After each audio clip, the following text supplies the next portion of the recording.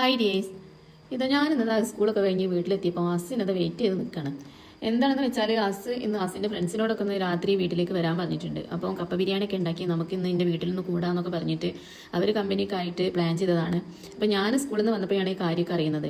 അങ്ങനെ ഞാൻ അസിനോട് പറഞ്ഞു, ഈ സ്കൂളിൽ നിന്ന് വന്നതായതുകൊണ്ട് ടൈമൊന്നും ഇല്ല, നമുക്ക് വേഗം നിങ്ങളും കൂടെ എന്നെ സഹായിക്കണം, എന്നാൽ മാത്രമേ കാര്യങ്ങൾ നടക്കുകയുള്ളൂ എന്ന് പറഞ്ഞിട്ട് ഞങ്ങൾ രണ്ടാളും കൂടെ ബീഫൊക്കെ നല്ല വൃത്തിയാക്കി എടുത്തിട്ട് ഞാൻ ബീഫ് മസാല അതുപോലെ ഉള്ളികൾ എല്ലാം ഇട്ടിട്ട് ബീഫ് കുക്കറിലിട്ട് ഗ്യാസിൽ വെച്ചിട്ടുണ്ട്.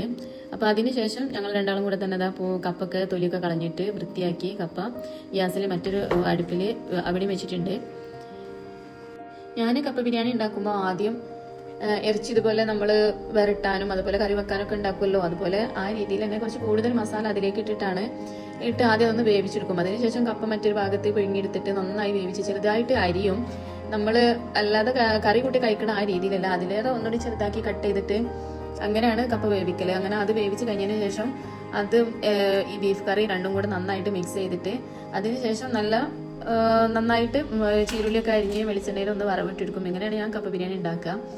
അപ്പോൾ അതിന് വേണ്ടിയിട്ട് ഞാൻ രണ്ടും വേവിക്കാൻ വേണ്ടി വെച്ചിട്ടുണ്ട്. ഭക്ഷണത്തിൻ്റെ കാര്യം അവിടെ ഓക്കെ ആയതിനു ശേഷം ഞാൻ പിന്നെ വീട് ഒന്ന് നന്നാക്കി ക്ലീൻ ചെയ്തെടുക്കാമെന്ന് വിചാരിച്ചിട്ട് ഇറങ്ങി. ക്ലീൻ ചെയ്യാന്ന് പറഞ്ഞാൽ സാധനങ്ങളൊക്കെ അവിടെയും ഇവിടെയും വലിച്ചിട്ട് അലങ്കോലമായിട്ട് കിടക്കായിരുന്നു. ഒരു ഗസ്റ്റ് വരികയെന്ന് പറയുമ്പോൾ നമുക്ക് അതിലാണല്ലോ കൂടുതൽ ടെൻഷൻ. ഭക്ഷണത്തിലേറെ ടെൻഷൻ നമുക്ക് വീടിൻ്റെ കാര്യത്തിലാണ്. വീട് അപ്പോഴേക്കും നമ്മളെ കപ്പ അതുപോലെ ബീഫും ഒക്കെ റെഡി ആയിട്ടുണ്ട്. അങ്ങനെ ഞാനിത് രണ്ടും കൂടെ മിക്സ് ചെയ്തു. രണ്ടും കൂടെ ബീഫ് വേവൊക്കെ നോക്കിയപ്പോൾ പാകമാണ്. അപ്പോൾ അത് ഞാൻ കപ്പയിലേക്ക് ഇട്ടിട്ട് നന്നായി ഉടച്ചെടുത്തിട്ട് മിക്സ് ചെയ്തു. അപ്പോൾ നമ്മളെ കപ്പ ബിരിയാണി ഇവിടെ റെഡിയായി. അപ്പോഴേക്കും സമയം 6 മണി ആയിട്ടോ. അപ്പോൾ 6 മണിക്ക് കൊച്ചിന് ഒരു അബാക്കസിൻ്റെ കോച്ചിങ് ഉണ്ട്. അപ്പോൾ അബാക്കസിൻ്റെ ടീച്ചറെ വീട്ടിലാണ് കോച്ചിങ്. അപ്പോൾ ടീച്ചറെ വീട്ടിൽ 6 മണിക്ക് എത്തണം. അപ്പോൾ ഞങ്ങൾ ഇത്തിരി ലേറ്റ് ആയിട്ടുണ്ട്. ഞങ്ങളവിടെ എത്തിയപ്പോഴേക്കും കോച്ചിങ് ഒക്കെ സ്റ്റാർട്ട് ചെയ്തിട്ടുണ്ട്. അവിടെ ഞങ്ങളെ സ്കൂളിൽ കുറച്ച് കുട്ടികളും കോച്ചിങ് ചെയ്യുന്നുണ്ട്.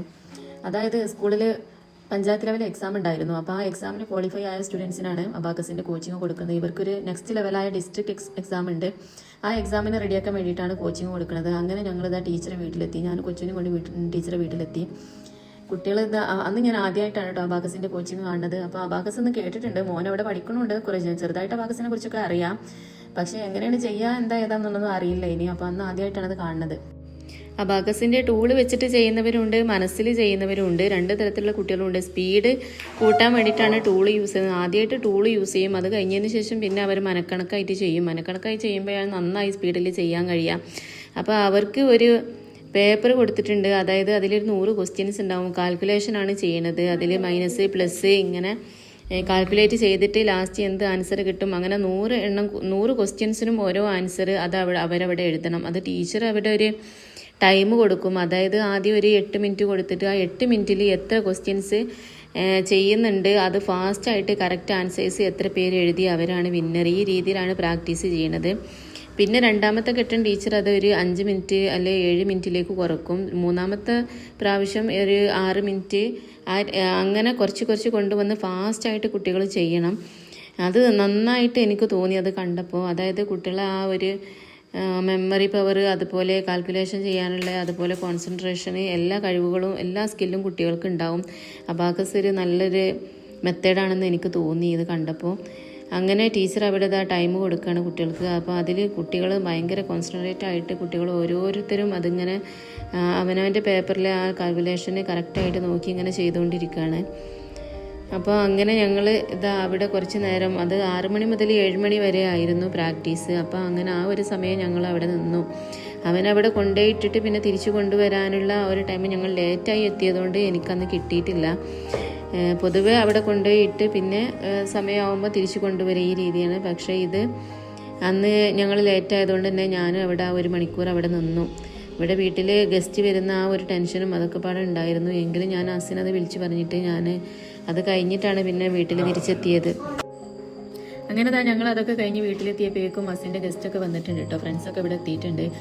അവർ ഇവിടെ വീട്ടിൽ ആരുമില്ലല്ലോ, ഞാനും മോനും മോളും വന്ന് ഇവിടെ ഇല്ല. മോളൊരു ടൂറിലായിരുന്നു. അപ്പോൾ അങ്ങനെ അവർക്കൊരു വീട് കിട്ടിയ ഭയങ്കര ഫ്രീഡം കിട്ടിയ സന്തോഷത്തിൽ അവർ കിച്ചണിലൊക്കെ കയറിയിട്ട് ഭയങ്കര സംസാരത്തിലാണ്. അസ് പറഞ്ഞിരുന്നത് 4 പേരുണ്ടാവുന്നതായിരുന്നു. പക്ഷേ 2 പേർക്ക് അന്ന് എന്തോ തിരക്കായതുകൊണ്ട് എത്താൻ പറ്റിയില്ല. അപ്പോൾ 2 പേര് മാത്രമായിരുന്നു. എന്നാൽ അവർ ഭയങ്കരമായ സന്തോഷത്തിലൊക്കെ സംസാരിച്ചിരിക്കുകയാണ്. അസ് അവർക്ക് ജ്യൂസൊക്കെ ഉണ്ടാക്കി കൊടുത്തിട്ടുണ്ട്. അതൊക്കെ കുടിച്ചു എന്ന് എന്നോട് പറഞ്ഞു.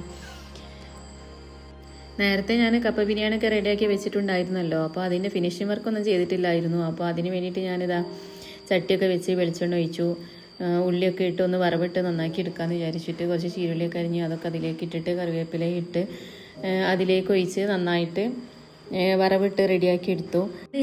നമ്മൾ ഈ കപ്പ ബിരിയാണി ഉണ്ടാക്കുന്നിടത്ത് ഉള്ളതിലേറെ കാര്യം നമ്മളത് സെർവ് ചെയ്യുന്നിടത്താണ് കേട്ടോ. അതായത് നമ്മൾ അതിലേക്ക് കുറച്ച് വലിയുള്ളി നന്നായിട്ട് ചെറുതായിട്ട് അരിഞ്ഞിട്ട്, അതുപോലെ ചപ്പിൻ്റെ ഇലയും നന്നായി ചെറുതായിട്ട് അരിഞ്ഞിട്ട് അതും കൂടെ രണ്ടും കൂടെ ഇങ്ങനെ മേലെ ഒന്ന് വിതറിയിട്ട് നമ്മൾ കഴിക്കുന്ന സമയം അതൊന്ന് മിക്സ് ചെയ്തിട്ട് അതും കൂട്ടി കഴിക്കുമ്പോൾ അതിനൊരു പ്രത്യേക ടേസ്റ്റ് തന്നെയാണ് കേട്ടോ. അപ്പോൾ അതിന് വേണ്ടിയിട്ട് ഞാനിതാ വലിയുള്ളിയും അതുപോലെ ചപ്പും എടുത്തിട്ട് നന്നായിട്ട് അരിഞ്ഞു. അതിനുശേഷം ഞാനിതാ കപ്പ ബിരിയാണി ഒരു പ്ലേറ്റിലേക്ക് വിളമ്പിയിട്ട് തട്ടിലേക്ക് സെർവ് ചെയ്തിട്ട് അതിലേക്ക് ഞാനിതാ അരിഞ്ഞു വെച്ച സവാളയും അതുപോലെ ചപ്പിൻ്റെ ഇലയും ഇത് നന്നായിട്ട് ഡെക്കറേറ്റ് ചെയ്തു. അങ്ങനെ അതിതാ ഞാൻ ടേബിളിൽ കൊണ്ടുപോയി വെച്ചു. അതുപോലെ അതിലേക്ക് നല്ല കട്ടൻ ചായയും, അത് കട്ടൻ ചായ മതി എന്ന് അവരെന്നോട് പറഞ്ഞിരുന്നു. അപ്പോൾ കട്ടൻ ചായയും അതുപോലെ ഫ്രൂട്ട്സും ഒക്കെ അരിഞ്ഞു വെച്ചു. അങ്ങനെ അവരിതാ ഞാൻ ഫുഡ് കഴിക്കാനൊക്കെ വിളിച്ചു. അവരവിടെ ഭയങ്കര സംസാരത്തിലായിരുന്നു കേട്ടോ. ഒരുപാട് ടൈമായിരുന്നു രാത്രി. അത്രയും നേരം അവരിങ്ങനെ ഓരോ കാര്യങ്ങളൊക്കെ പറഞ്ഞ് ചിരിച്ചും അങ്ങനെ ഇരിക്കുകയാണ്. അവരെ ഗ്രൂപ്പിൻ്റെ കാര്യം മറ്റും അങ്ങനെ ഓരോ കാര്യങ്ങളായിട്ട് ഇങ്ങനെ ഇരിക്കുമായിരുന്നു. അങ്ങനെ അവരിതാ വന്നിട്ട് ഫുഡൊക്കെ കഴിച്ച് എന്നോട് പറഞ്ഞു കപ്പ ബിരിയാണി നല്ല അടിപൊളി ടേസ്റ്റ് ആണെന്നൊക്കെ പറഞ്ഞു. Okay, thank you for watching.